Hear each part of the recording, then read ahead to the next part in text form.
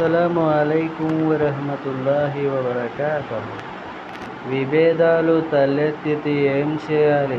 4వ సూరాలోని 59వ సూక్తిలో దివ్య ఖురాన్లో ఇలా ఆదేశిస్తోంది: మీ మధ్య ఏ విషయంలోనైనా వివాదం తలెత్తితే దాన్ని అల్లాహ్కు ప్రవక్తకు నివేదించండి. పై సూక్తిలో అల్లాహ్కు ప్రవక్తకు నివేదించమని చెప్పబడింది. కానీ అల్లాహ్ మనకు కనిపించడు. దైవ ప్రవక్త సల్లల్లాహు అలైహి వసల్లం ఇప్పుడు లోకంలో బతికి లేరు.